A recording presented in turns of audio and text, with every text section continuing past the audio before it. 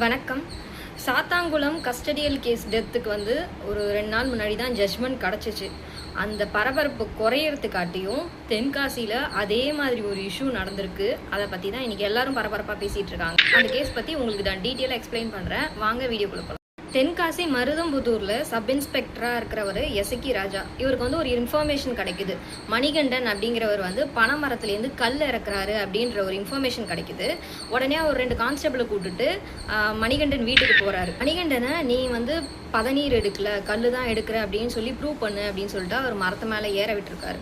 மேலே ஏறினவர்கிட்ட கீழே இருக்கும்போது அவங்க குடும்பத்தை பற்றிலாம் தகாத வார்த்தையில் பேசினதா பக்கத்தில் இருக்கிறவங்களாம் சொல்கிறாங்க. உடனே என்ன பண்ணுறாரு, மேலே இருக்கிறவர் கீழே இறங்கி இவர் கூட சண்டை போட்டதாக சொல்கிறாங்க.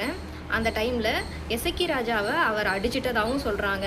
ஆனால் சுற்றி இருக்கிறவங்க என்ன சொல்கிறாங்கன்னா, இவர் வந்து தகாத வார்த்தையில் பேசினதுனால தான் அவர் கோவம் வந்து 2 பேருக்கும் கைகலப்பு ஏற்பட்டுச்சு அப்படின்னு சொல்கிறாங்க. அந்த டைமில் எசக்கி ராஜா என்ன பண்ணுறாருனா, அவர் கையில் இருக்கிற ரிவால்வரை வச்சு 4 தடவை அவரை சுட்டிருக்காரு.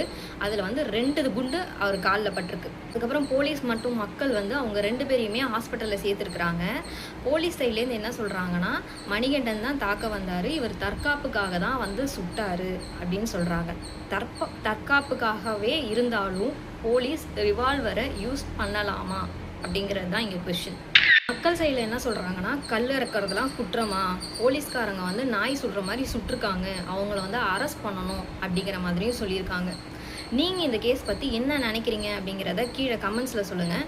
ஃபர்தராக லீகல் அப்டேட்ஸ் தெரிஞ்சுக்கிறதுக்கு என்னை லைக் பண்ணி ஃபாலோ பண்ணிக்கோங்க.